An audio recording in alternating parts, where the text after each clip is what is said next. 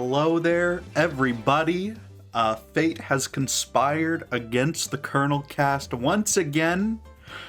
And what I'm learning is I really just gotta make a backlog, I gotta record like 4 or 5 of these ahead of time and just have them, Which doesn't really work for new releases. That's sort of why I've been avoiding a backlog, is because, especially because there's Superman and Jurassic World and shit coming up. And if you have too big a backlog, then no one's gonna care about that like 5 weeks later, But, I tried to record a fucking review of Marble Hornets, and I just sort of rambled, and I could not articulate any thoughts very well, and I kept sounding like I thought it was crap, which I don't. So, I don't know. You know what the plan is for today? I'm gonna turn my head like this, and I'm gonna look at the movies on my shelf, and I'm gonna talk about them for like 20 seconds or so each, and give you my general thoughts of the films that I own physically on my shelf, I guess. First up is Warning from Space. That's a classic, old. It's not. Hold up. Let me grab the box. Pull this off here. It's not Toho. It's the other one. I don't remember what they're called though.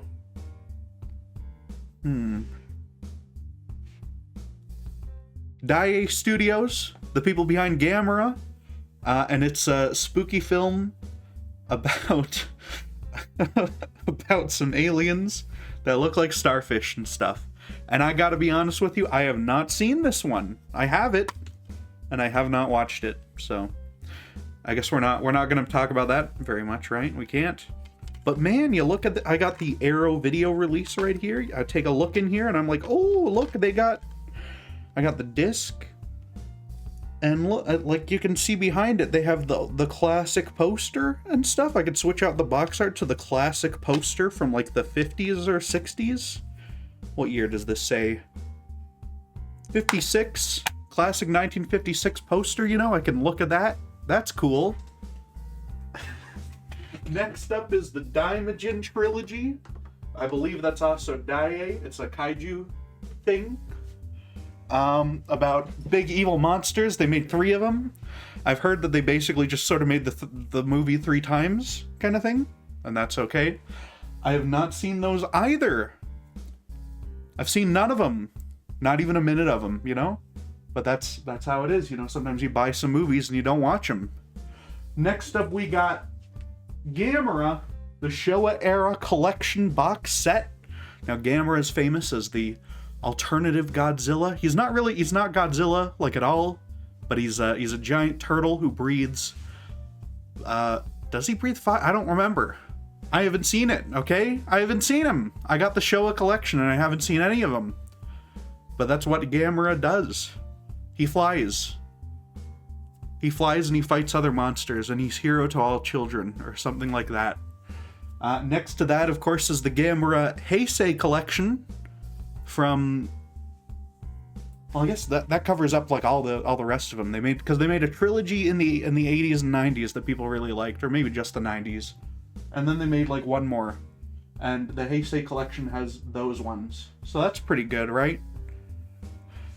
I have not seen the Gamera Heisei collection, but finally, you know what? Let me grab this one off the shelf here. I got a Lego set in front of him. I got a small Lego dinosaur set in front of him, so I have to move it out of the way every time. But next up, we've got Godzilla, the Showa era films, and I've actually seen most of these ones. Let me open the damn case and I'll read off the movies and tell you my thoughts, I guess, because I've seen most of these. Godzilla, obviously that's going to be the first one, classic Godzilla, black and white. It's cool. It's harrowing.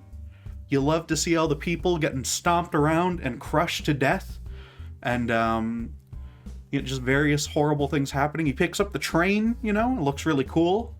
And I gotta say, I remember not caring for the main, like, love interest characters. It's like a couple are the main characters, and they're boring. But about halfway through, they meet up with a doctor guy who I believe is the doctor is like a former lover of the girl or whatever.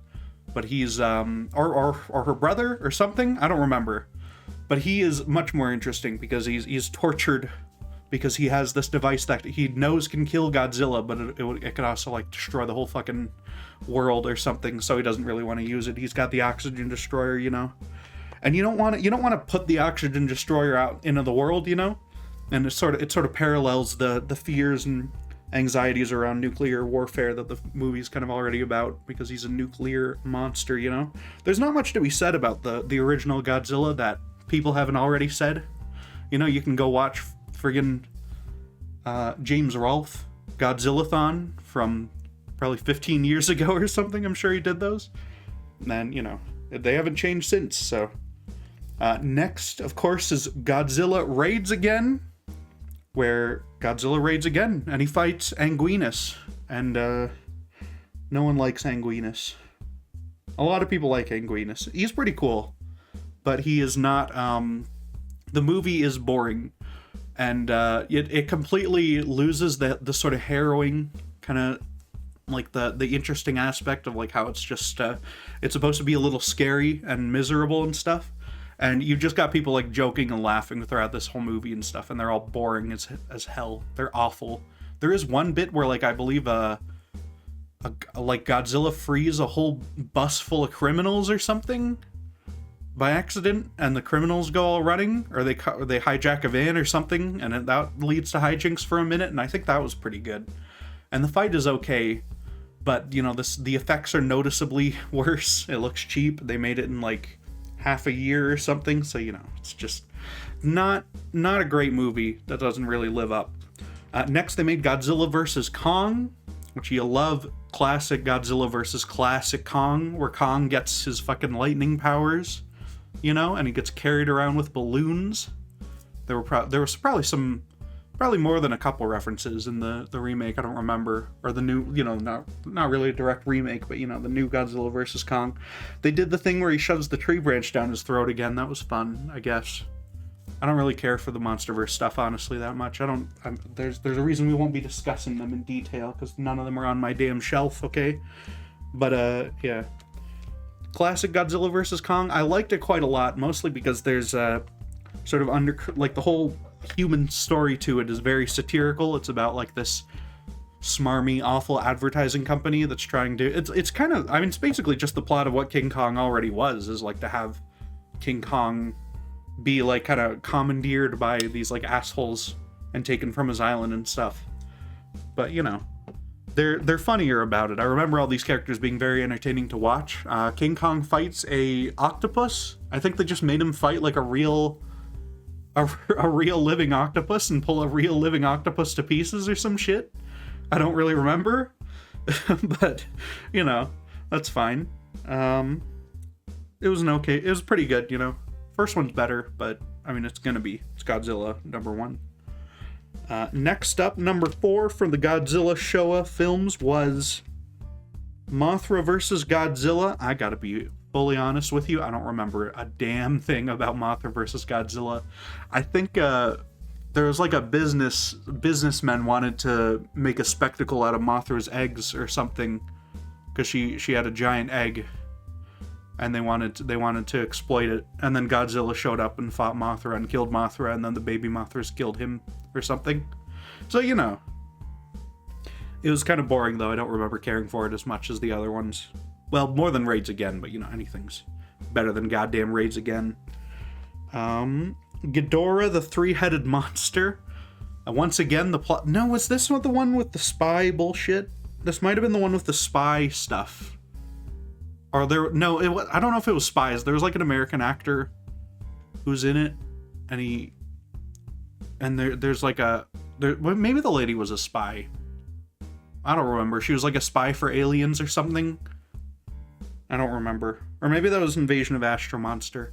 That was probably Invasion of Astro Monster, yeah, because he was an astronaut, and he went to the planet with the Godzilla, where Godzilla fights Ghidorah again in Invasion of Astro Monster, and I remember there being like 5 solid minutes of anything that I cared for in Astro Monster, I think.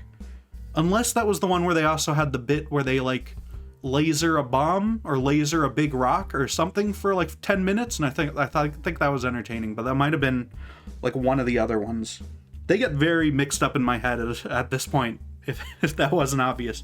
No, I think Ghidorah Three-Headed Monster, I think in that one there was a bit where they bring this lady who's comatose to like a building, and it's got electroshock machines and stuff, and then some evil guys sneak in and they turn the electroshock thing up to 10,000 volts and try to fry her, but then they get blowed up or something. Something happens. I don't know.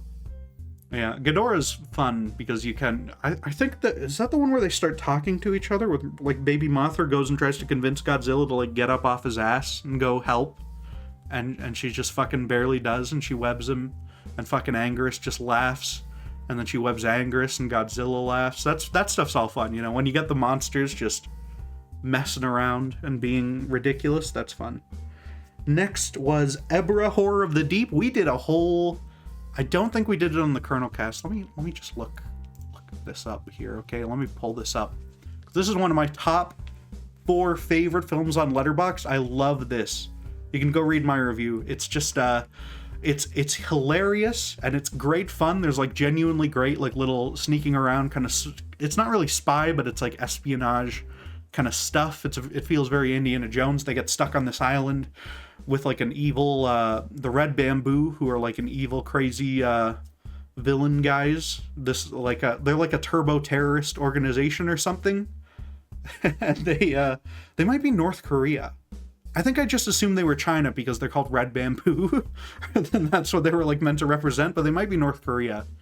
I don't know. They're not like actually, but you know, that might be what they're meant to represent to the viewer or whatever. I don't know. But you know, they want to develop some weather weapon to ruin the whole world or some shit. Or is that the other one? No, the weather weapon's in the other one. No, sorry. But they want to just make like nukes, I think. I'm pretty sure they're just making nukes, that Red Bamboo. And they've kidnapped a bunch of natives and stuff from a different island, from Mothra's Island, which is Infant Island. And they, yeah. And then you get Godzilla is just sort of chilling in a cave. It was going to be King Kong, I think, at some point. So they strike him with lightning. One of the problems with these movies is that all the behind-the-scenes information is like half of what I know about them, because I've seen more reviews of these movies than I've actually seen them, honestly, which is not great, but you know, just what happens when you watch friggin' James Rolfe's Monster Madness, you know? But Ebra Horror of the Deep is a genuine classic and a fantastic film with great action, great tense stealth scenes, and the monster stuff. It's so fucking funny. It's like half of it is cool as hell and half of it is funny. Okay, when the damn giant condor shows up, it is peak cinema, top quality, pure kino, whatever word you want to put on it. You know, great movie. The next one was Son of Godzilla, which I think this is the one where there's a weather machine. Yeah, they're on some island working on a weather machine, and then Godzilla has a son, and he beats the shit out of his stupid son or something, and his son is useless and shitty at everything, and they fight a big spider, I believe, you know, which is fair enough. Destroy All Monsters, that's the one that takes place in like 2008 or 2015 or some shit like that, you know. Which is, yeah, I don't know why they did that. Let me pull that one up on the page. But it's mostly just a big fight of all of the things. Half of it is like well, not half of it, but a decent chunk is reused footage. There are monsters who show up for like 5 minutes, and they're or like 2 shots, and they're only in there because they're like reused footage from other stuff, which is kind of disappointing, but you know. I believe the big end fight, I think, is mostly Baby Godzilla, Anguirus, Gorosaurus, who is literally just like a shitty version of the King Kong monster. He came from one of the Toho King Kong movies. Gorosaurus and Godzilla and Baby. Yeah, and they fight fucking Ghidorah.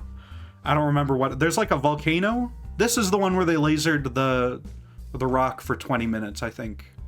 Where they just shot a laser at a rock, and you have to watch them shoot that laser at that rock for a very long time. And it was like a decently executed, like it felt pretty like, oh, they got to get through this damn rock. I'm pretty sure it was a rock. I don't remember. I'm pretty sure they were shooting that rock for some reason with the laser, but it was I remember it being pretty tense and like pretty relatively well executed. Not like amazing, but what do you expect when they're just shooting a rock? Next up, of course, was All Monsters Attack. I could not tell you for a minute. Oh, this is the one where it's a little kid who gets kidnapped, and then he fights his kidnappers with a fire extinguisher because he had dreams about being best friends with baby Godzilla.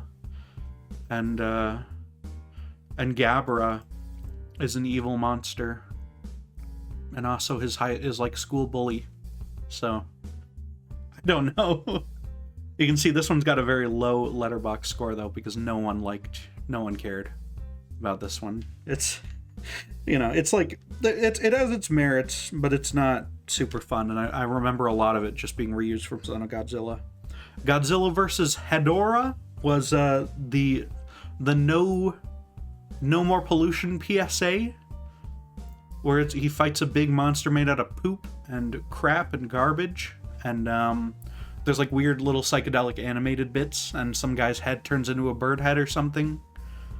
It's okay. I remember liking it more than some of the other ones, but it's fine. Godzilla vs. Megalon. Now these last couple that I've seen, which one's Megalon? Oh no, do we do Gigan? Wait, yeah, we do Gigan first. Okay. In Godzilla vs. Gigan, he fights Gigan, and I don't remember what else happened in it. I think there's one, like, I believe in this one and also the next one, they're fighting and they blow up like a big building. And then in the next one, they're like fighting in the same place and they blow up the same building again. And it's just reused footage or something. Megalon is like a stupid... Oh, but in Megalon, there's Jet Jaguar, of course. Yeah, Jet Jaguar was pretty fun. I want to say in versus Gigan, there's like a Godzilla tower that's like fake. But the monsters think it's real and they circle around it, or they're being mind controlled, and a lot of it is espionage. And there's like a guy who has, did he have a corn on the cob or like a potato? He had something like wrapped up in tinfoil that he was carrying around and eating, and it was very strange. And I don't know if next one is Godzilla vs. Mechagodzilla, but I kind of stopped watching after Megalon, so. I should get back to them. I should get back and finish them. I should go back and rewatch them all. And then put them in the, review them for Letterboxd and stuff again. That would be fun. I was trying to do a YouTube video where I reviewed all the Godzillas and I wrote up little scripts for every single one. And then I got bored of watching them, so. What's on the shelf? Oh yeah, next on the shelf we've got I can't even, I got like a couple of the Heisei Godzilla Blu-ray collections. And I got like the Millennium one. Is that Final War? Yeah, one of them includes Final Wars, And then I got Shin Godzilla, and I haven't watched any of them. And Mothra. Haven't watched any of those, because I was trying to get through them chronologically, I should watch Mothra. Because apparently that first Mothra is a very good film. Put this back. What's next?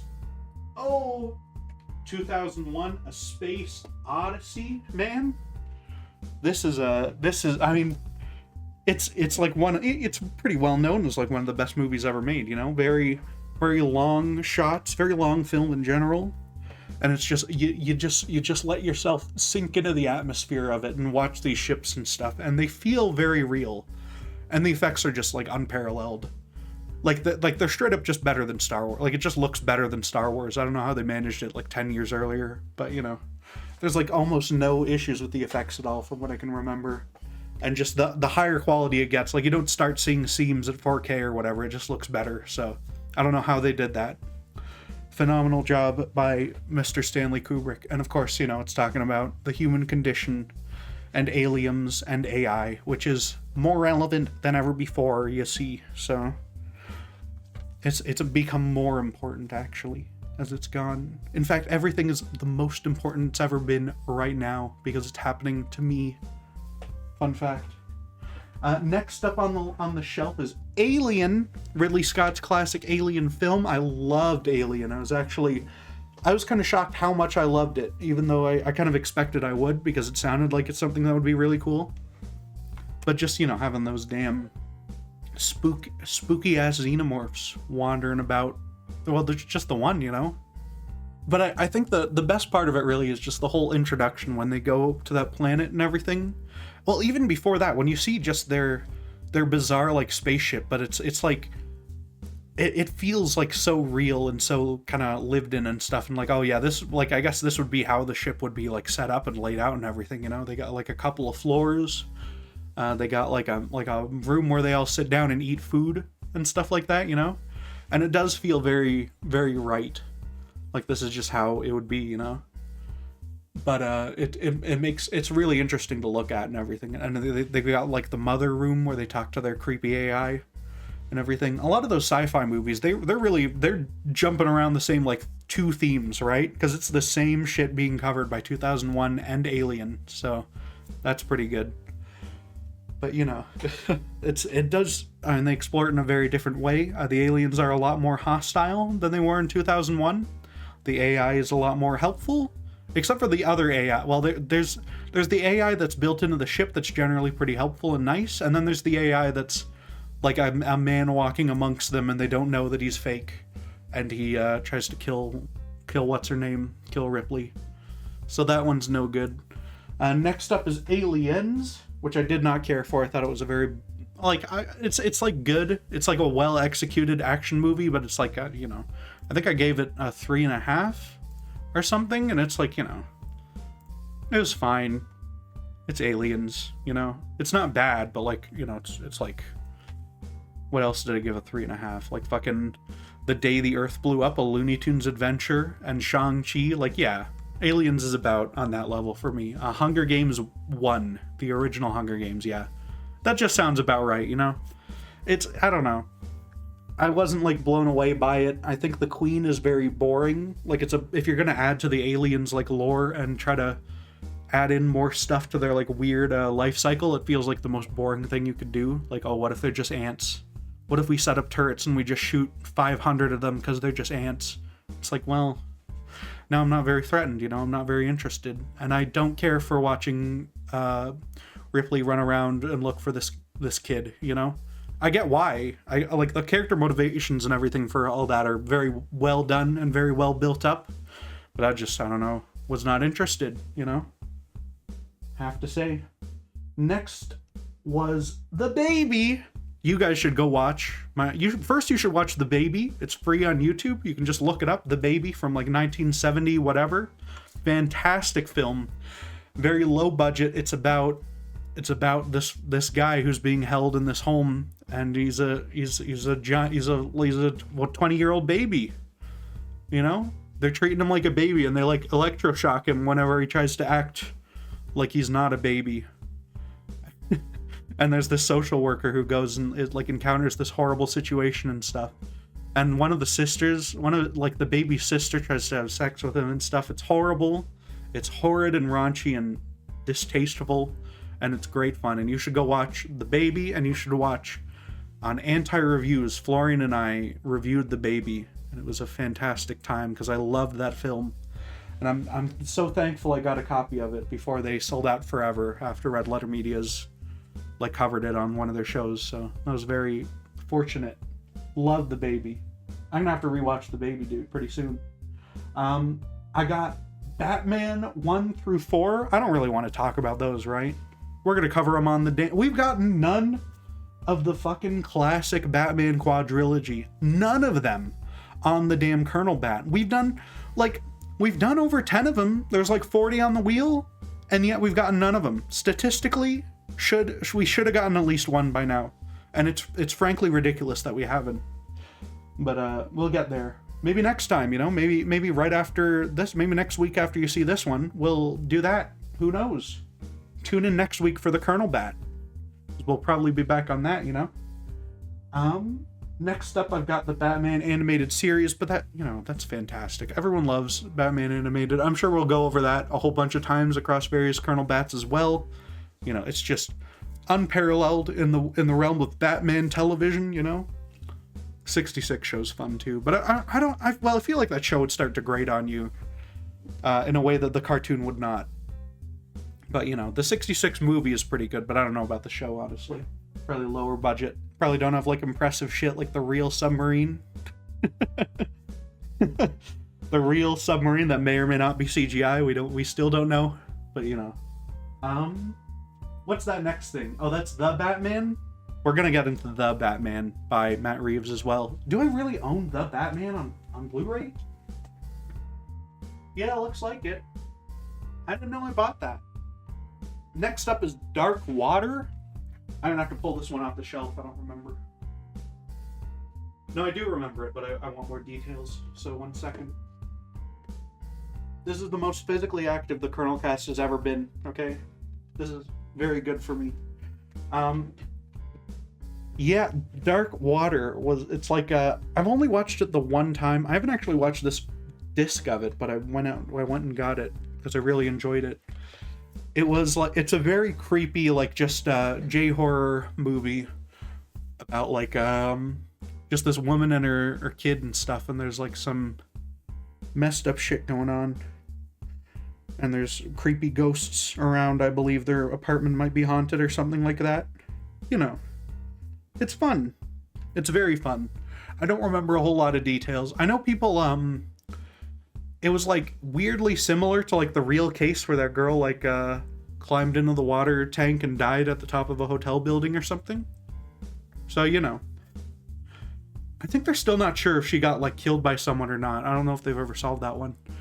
But, you know, that's unfortunate for her. But, yeah, Dark Water. I'm gonna have to rewatch it soon, I guess. Next, we got Dracula. Dracula on Blu-ray. Is it Blu-ray or 4K? I can't tell. What does that say? My fucking eyeballs are no good anymore. It says Ultra HD, so I think that means 4K, right? Yeah.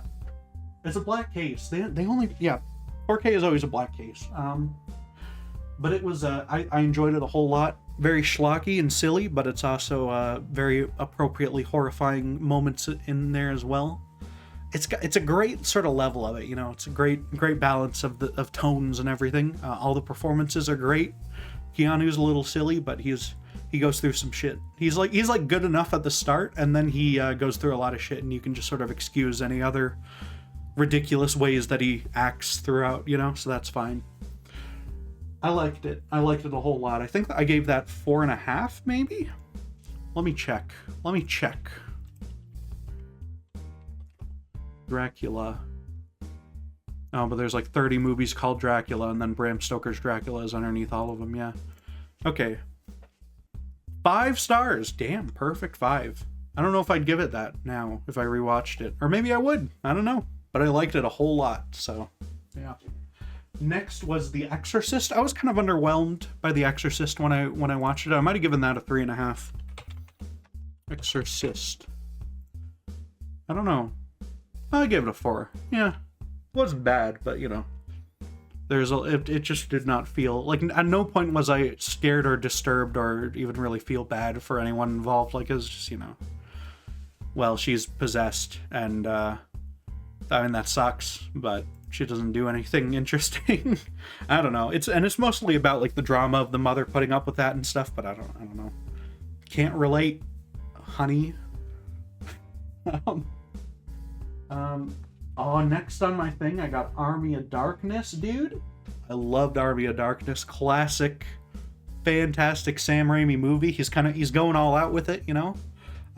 Shortly before or after Darkman, and like a decade before Spider-Man, you know, but he's doing this ridiculous fucking Three Stooges ass horror movie, except none of it's scary, none of it's trying to be scary even a little bit. It's just ridiculous, silly ass possession based ghostly fun, ghostly and ghoulish, and I loved it. Bruce Campbell is you can make Bruce Campbell the star of basically any movie, and maybe it wouldn't be a good movie, but it would be entertaining. If Bruce Campbell was the dad in Dark Water trying to deal with his daughter going weird or whatever happens in Dark Water. That would be fantastic. Or is it son? I don't remember. I don't remember if the Dark Water character has a daughter or son. I don't remember. Oh well. I've got the Friday the 13th collection. I believe once we were at like Walmart. This is on DVD. So I think we were at like a Walmart one day and I saw like, oh, Friday the 13th, all 8 movies for like $5, and I just grabbed it. And yeah, I don't know. I haven't seen any. I haven't seen a single one, and I won't. Someday I will. I'll watch all of them someday, but not anytime soon. I've got 2 copies of John Carpenter's original Halloween. One of them on Blu-ray and one of them on like Shout Factory 4K or whatever. I have not watched the 4K version yet, but the Halloween Blu-ray is phenomenal and very nice. It's such a simple little premise executed so well, you know. It's a lot like Marble Hornet Season 1 in that way. It's a lot like Blair Witch in that way. It's a lot like, what's a simple movie that's really good? Alien in that way, I guess. Alien's a little more extravagant. I don't know.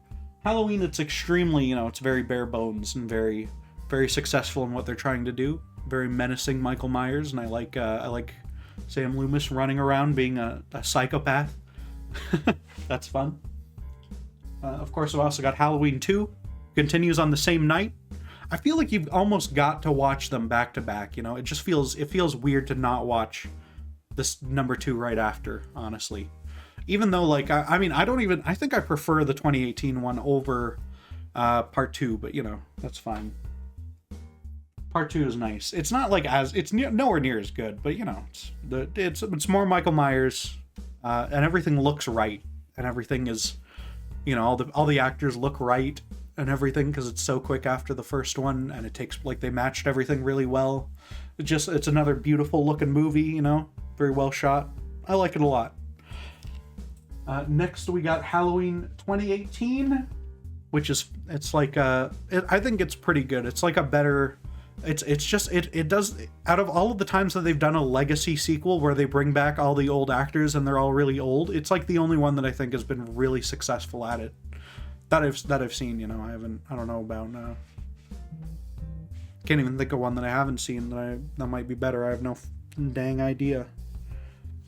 But yeah, it's very successful and just in upping the ante on like the gore and the violence and stuff is fun, but it has like the generational trauma angle and how the sort of characters interact from there, you know, like because obviously Laurie is like completely off her rocker and everything, but then her daughter gets kind of like overly safe about it because, you know, she wants to be very sheltering and everything, and then that causes her daughter to be very like a little bit rebellious and stuff and wish her relatives weren't so overbearing and horrible on her, you know. So very, very entertaining stuff, I think, the whole way through. Very good movie. Next up was It Chapter 1. I remember loving It wait. No, I only got It Chapter 2. We can't talk about Chapter 1. It Chapter 2, I remember being pretty disappointed when it came out. Why do I only have Chapter 2? I'm not going to get the other one, though, because I don't think highly of either of these anymore. I don't know. Chapter 2 is, like, overlong, and they bully him at the end, and he shrivels up into a little baby, and then they stomp on his head or something, or they punch him in the heart really hard. They punch him in the chest, and his fucking heart stops or some shit. I don't remember. There's like a Shining reference in there, and it was silly, I thought. I don't know. I don't remember what happened in it, Chapter 2. Oh yeah, they destroy a little kid, and that was funny. Whenever a movie has a little kid, and that little kid turns into like bloody chunks or something, I'm like, oh my god. You can't... People don't put that in movies, but I respect it a little bit. I don't know. That's always the best part. Maybe there's something wrong with me, but, you know, I think that's very entertaining. Next up is the Lord of the Rings trilogy. I've got it on Blu-ray, not extended, because I had the extended copy, which I've never actually finished all 3 of them extended. I finished like the first 1.5, and I was like, oh my god. And that was just a bad idea to try to watch them all the way through, like in a one sitting kind of thing, you know. But and then I bought it again for the theatrical trilogy when I showed it to my brother, because like if I can't get through them extended, I'm not gonna show my like 9 or 10-year-old brother the extended cuts of them, you know. But he really enjoyed them in the normal theatrical one, and those are, I mean, they're just, you know, those might all be 5 out of 5 movies, you know. I couldn't even tell you which one's best. I don't know. It would probably change every time I watch them. But you know, they're just an extremely good adaptation, or maybe a bad. I don't know. I haven't read the books, but it's just very, very well done fantasy epic stuff. And you know, all the emotional moments hit. All the effects look pretty decent even now. Some of them are a little bit shaky, but I mean, it's held up better than The Hobbit, just because they knew how to utilize it a little better, I think. Mad Max 5 film collection. I believe I've seen all of them except the first one. I haven't actually popped in the first one and watched it, which I really should. But that is, you know, I mean, obviously the Mad Max series is phenomenal and absolutely perfect. Well, except for the ones that aren't perfect, like the third one. And Furiosa is not quite as good as Fury Road, but you know, that's fine.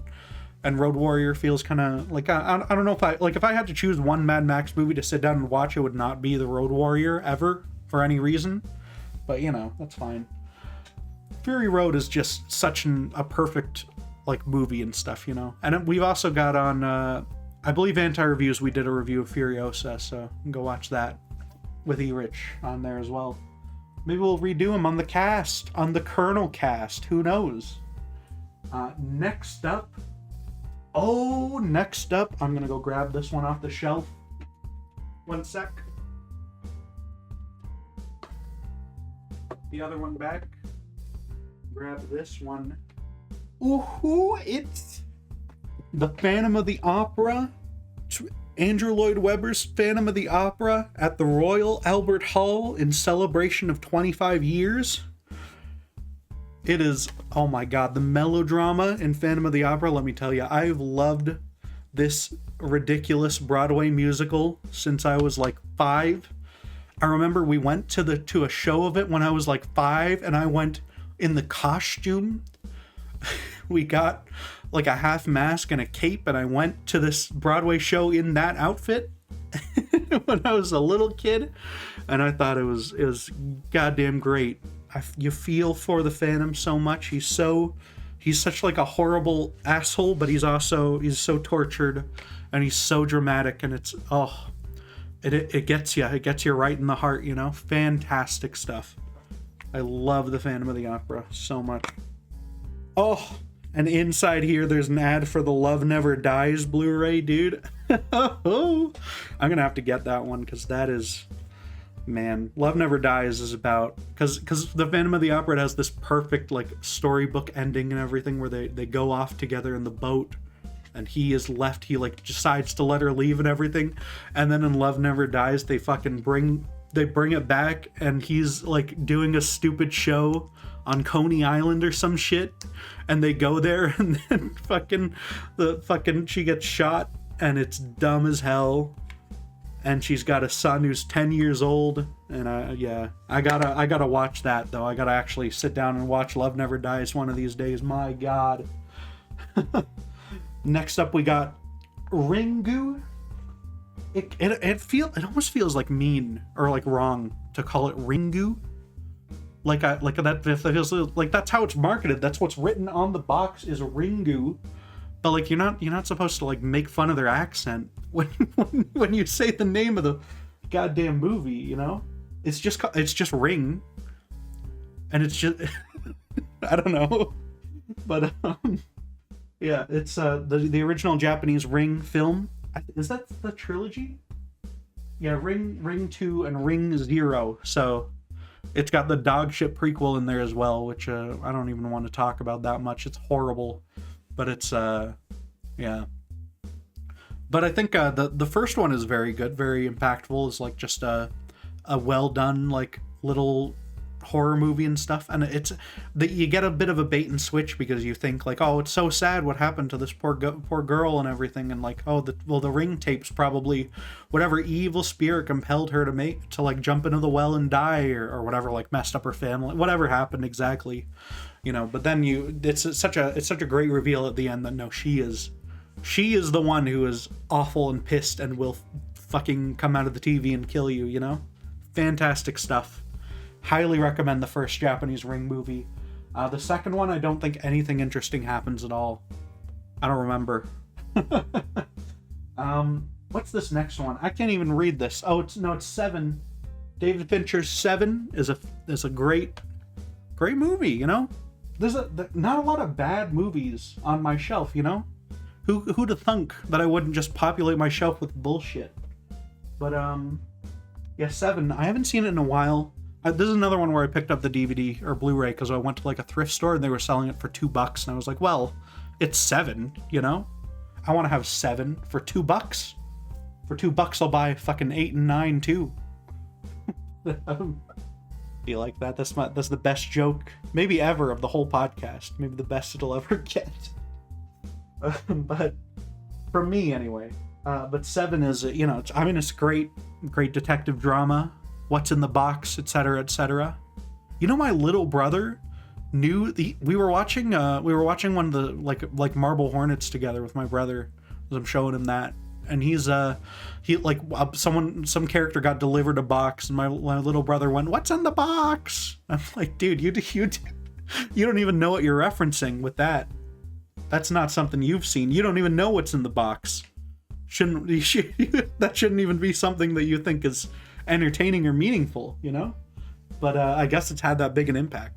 It's weird because that's the part that's had such a big impact, which it is because it's such a great scene, but it feels like it has, because I remember hearing that too before I was aware of the movie, like even that it was from that movie or whatever. So very neat.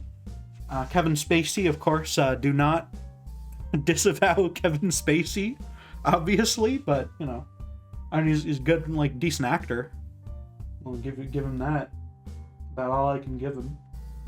What's the next thing on there? Is that The Shining? The Shining has a really weird... You know why it is? Because I got I'm in goddamn Canada, so I bought it, and it's got the French title as well, right on the side, and it's like really squished and it's hard to see. But it's The Shining, fantastic Kubrick movie. I mean, it's on there. It's on my top 4, right? On Letterboxd, yeah. Yeah, The Shining, number 2, behind Megalopolis. By the way, conspicuously absent from the shelf is Megalopolis, because they have not sold it on physical in North America yet. They just haven't done it. So I'm like, what the hell? Desperately need me a copy of Megalopolis to put up here, dude. 4K. I'd buy it 8K, okay? I'd buy it 16K, 32K. I'd buy whatever. I'd buy it 1K as well.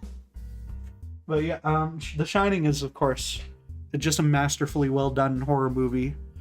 And really, it's the thing that's always kind of attracted me to it more than anything is just the hidden layers and like the conspiracy mongering with it, where you just, I think I might have actually seen that fucking Room 237 documentary before I actually watched The Shining. So that's always been like one of my favorite parts of it, is how people interpret it and everything, and just sort of the different layers of everything with it, Love that about it a lot. Oh, and then we got Dr. Sleep on the shelf. Dr. Sleep, by the way, we did both of these on anti-reviews as well, The Shining duology. Dr. Sleep, it's undeniably like a really well done little I guess sci-fi thriller, horror thriller, fantasy thriller. I don't know. For most of it, it's just it's just like a pretty decent. It's like a very good adaptation of like an okay Stephen King book about like psychics and stuff. Like it might as well be part of the damn X-Men universe, But it does not capture anything from The Shining, especially when they go back to the fucking hotel, and you can literally watch in real time as like Stephen King is trying to like wrench back control of his much less interesting story from like the Kubrick version. So they have all of the iconic like Kubrick ghosts and stuff, and like the twins and everything. But then they all get the stupid white eye, like all white eyes, and they act like zombies, and it's dumb as fuck.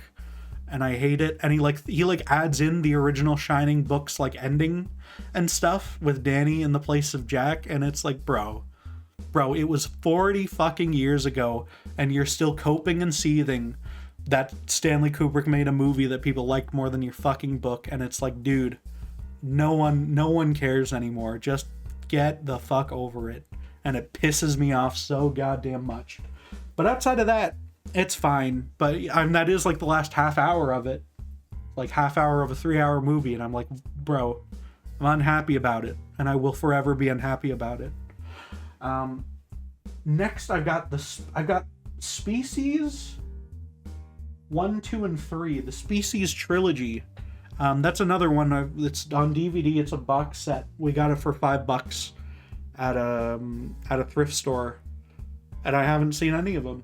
I know it's H.R. Geiger, like alien thing. I don't know if Geiger was involved in making it, but it's like alien thing, but the alien's like sexy too, because and that element of the Geiger stuff is not. I mean, it's there in Alien, much more smartly, but like they just get like some model to play the alien in Species, so that's fine.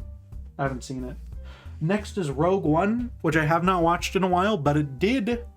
Honestly, it's not even Rogue One's fault. It's really watching Red Letter Media's review of Rogue One, where they make fun of Cassian Andor's name, and they're like, oh well, fucking who's your favorite character? Is it Cassian Andor? And it's like, it's not even that silly or stupid for like a Star Wars name, but that bit from that video has convinced me to not watch Andor.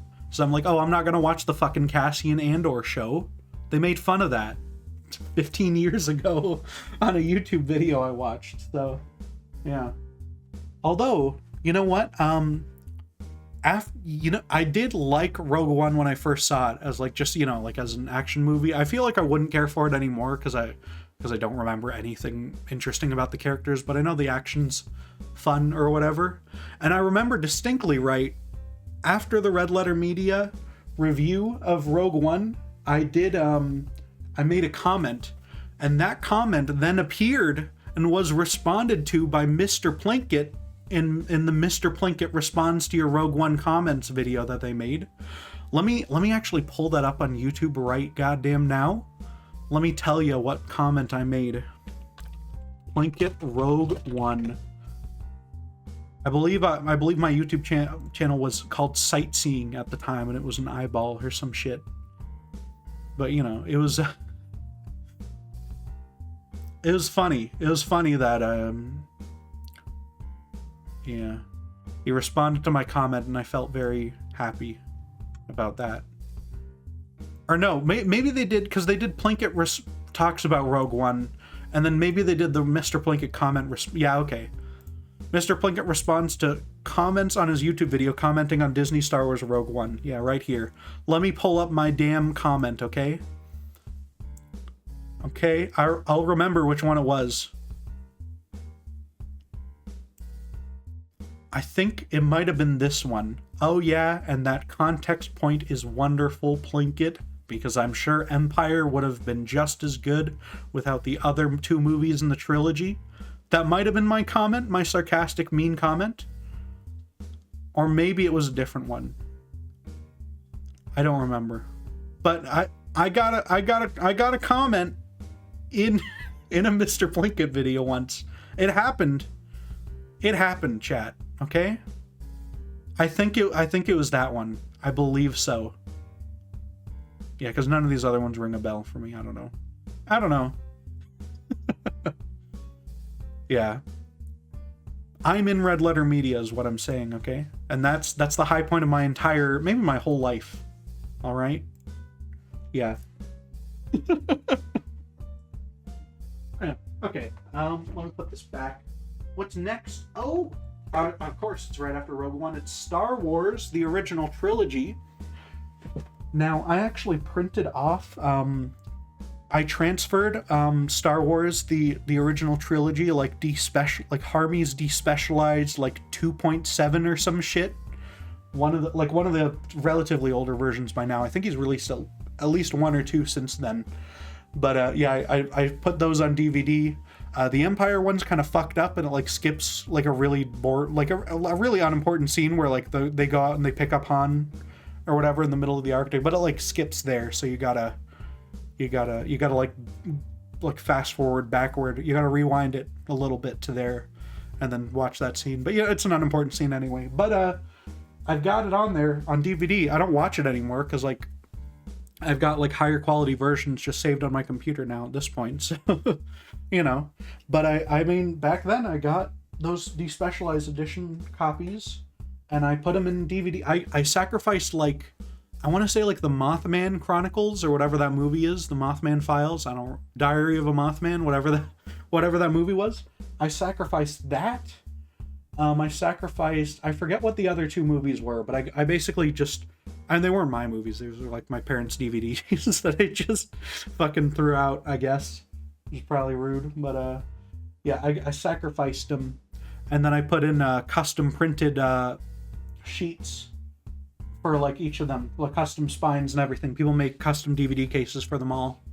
So yeah, I mean, I cherish those. Oh, and then I put them in a box, and I meant to cover up the box because I had a box set of Mr. Bean, which was like 3 DVD cases wide. I didn't replace the Mr. Bean. I kept the Mr. Bean DVDs on their own for a while, and then we got rid of it. But and I never watched Mr. Bean, by the way, but we did keep them for a bit, but now they're gone. So, and I meant to like cover up the box set in like, oh, well, I'll print out a box set template and glue it on, and I just never did. So my Star Wars Despecialized Edition trilogy just lives inside of Mr. Bean. What's this box say? What name did they give to this great Mr. Bean collection? Mr. Bean, the Whole Bean, contains all 14 scrummy episodes in one handy tin. That's where my Star Wars lives. I don't have the prequels on disc. Or the sequels. But I do have Terminator 1. Yeah, just Terminator 1 on Blu-ray. It's good. It's Terminator. Very good action movie, very good. Basically a stalker, like, slasher movie. It's basically just Halloween, kinda. Like, I mean, as in there's a guy chasing them, which is really not... It's not that big a similarity in the grand scheme of movies, but, you know. Very well done. People talk about some of the effects are no good now, and stop motion is jarring, but the rest of them I think hold up very well from last time I saw it anyway. It's a good movie. Good classic. Arnold is imposing, mostly because he doesn't really do any acting. He just does a lot of standing and walking, so that's really what he was born to do. You know, more than like try to convince you that he's like a likable character. I feel like in theory I like Terminator 1 more than 2 for the same reason I like Alien 1 more than Aliens. Because I just prefer the horror stuff, honestly, over like the generic kind of action stuff. But the action in Terminator 2 is so unbelievably good, and it does make up for a lot of the horror stuff just because the T-1000 is very, very well done and everything, you know. So I think I do still like T2 quite a bit more. But, you know, I think if T1 were made as well as T2, then I would definitely prefer T1, you know. And then next we've got Texas Chainsaw Massacre. Is that 3D? Let me check. No, this one's just called The Texas Chainsaw Massacre. It's one of the remakes. I haven't even watched it. I bought it on DVD and I didn't even watch it, so oh well. And then we got The Thing. Classic The Thing by John Carpenter. Fantastic film about being trapped in the ice and miserable. Except there's also an evil guy. There's an evil monster who turns into people and stuff. It's a Mogus. It's another one of those ones where it's rock simple, but unbelievably well executed, you know? I mean, John Carpenter did that, well, he did that twice. Big Trouble Little China is not simple, and that's kind of the great thing about it. They Live is pretty simple as well, There are some weird wrinkles to the. I mean, it's mostly just the part where he fights that other guy for 20 minutes. That's the only big wrinkle in that, I guess. But that one is also a very simple concept, done very well, kind of thing. You know, John Carpenter was great at that. And then and now he's 80 years old, and he plays PS5, I believe, with his grandson or whatever. So that's good for him. He's earned it. He made like 20 movies or whatever, you know? Way more than like Stanley Kubrick. I mean, some of them are like Ghost from Mars and some shit, though, so... You know. Worse batting average than Kubrick, probably, by a little. And my final film on the shelf is Umbilical World, which I recommend to everyone, but also you can't watch it because they don't sell it anywhere. But it is it's another one that's on my top list here on Letterboxd, number 3. They're not really ordered by like which one's the most favorite, except for Megalopolis, which is of course the most favorite. But Umbilical World is a fantastic film. It collects a bunch of David Firth Flash animations. Well, he does most of them in like After Effects now. But it's just extremely well done surreal horror animations. We talked about it on the Anti-Reviews Anti-Podcast at some point, and we probably will cover it on the Colonelcast as well in the future. But it was a fantastic time, and I loved it to bits. I love Umbilical World, and I watch it. I watch this like once a year at least, so fantastic stuff. Just very surreal little shorts and stuff, and he made a bunch of little bits that go in between, and some very like even more surreal and even more experimental stuff to kind of put in between them and stuff. And I thought that was all very good, very great. And I must curse these fucking assholes who run the movie database site that they use, TMDB. Curse the fuck out of them for getting rid of like half of David Firth's catalog on Letterboxd. Because I wrote reviews for all of them, and now most of them are gone. There's like 11 left on here. And I mean, honestly, I think for movie database's standards of like what counts as a movie, which is ridiculous, by the way. It's like, oh, it has to be screened at a festival, or it has to get on DVD or have a wide release. And it's like, well, fucking, I hate to break it to you, but like how many trillions, untold trillions and quadrillions of shows and movies get fucking like way more views and way more attention and way more notoriety through like YouTube and stuff than they ever have, you know? If your goddamn system for what counts as a movie includes like some random student film that someone made and played at a festival in the 80s, and you can't find it anywhere and you never ever will, but it does not include like goddamn, I don't even know what's an example, like the fucking like every episode of Down the Rabbit Hole by Frederick Knudsen, where he goes into these like 5-hour deep dives on shit and stuff like that.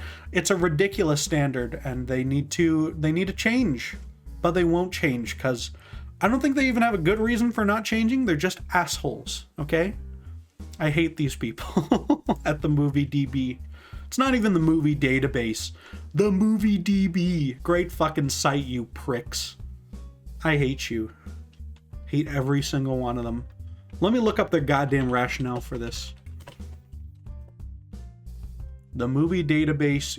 Oh no, wait. I can't even look up the movie database because they're not that. They're the Movie DB.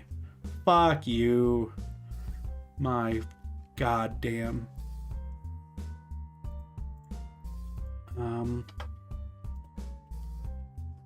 YouTube video rules. Let me see. New Content Bible? Is this the thing where they tell you? Not supported.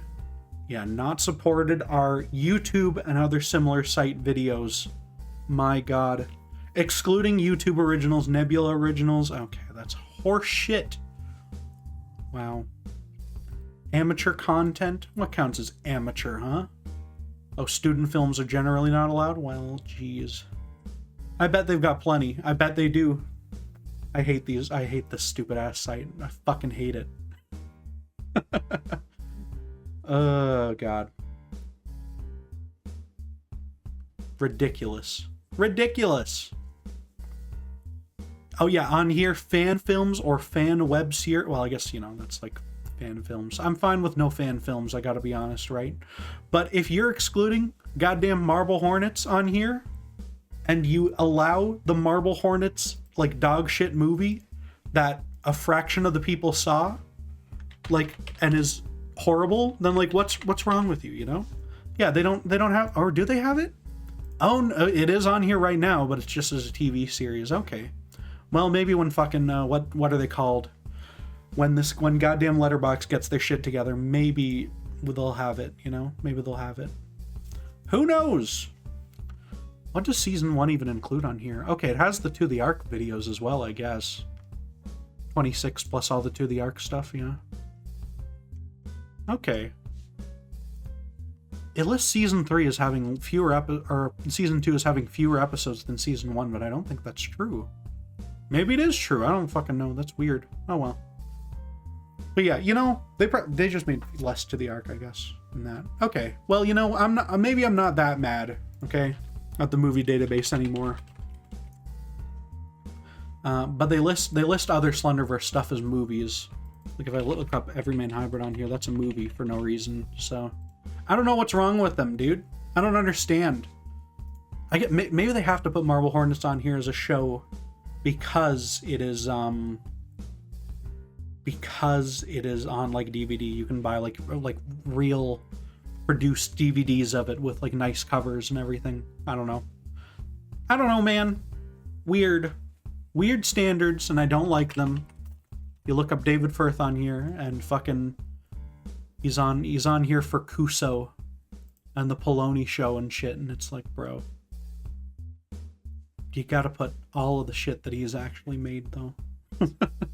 Very unfortunate, you know. But you know what? I'm hopeful for the day the Letterboxd adds TV shows, so I can start adding TV shows. You know, I've written reviews for TV shows to put on Letterboxd someday. I've saved the dates. I tracked all the dates and everything, so I can make perfectly well done little entries for all of them if and when they update this feature. But who knows? Maybe they never will. Letterboxd TV show support. Do they have new news? New statements? I know they got rid of the 2024 window, which is probably a good idea because they're not. It doesn't seem like they're doing it in 2025 either. So I don't fucking know. It's bizarre. I don't know. I don't understand it.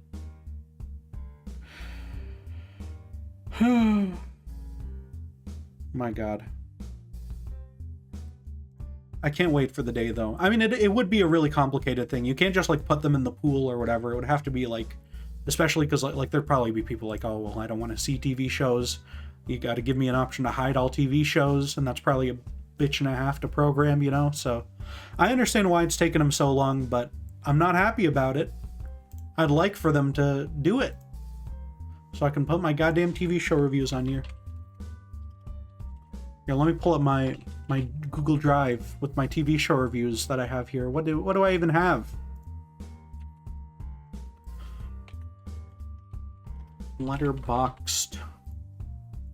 What do I even have? Look, I got some episodes of The Simpsons on here written down, like 4 episodes of The Simpsons.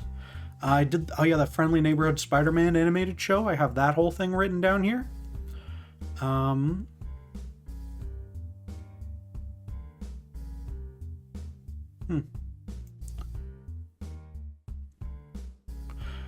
Yeah. Futurama, I got a couple episodes of Futurama. I got 1 episode of The Handmaid's Tale on here, season 6, episode 1. And I've got all sorts of stuff on here. So I would love it if they would just goddamn add that show thing. TV show support. That's going to be the end of the episode. My throat is killing me. Goodbye. Oh yeah, real episodes next time. Such as Red Sun. Bye.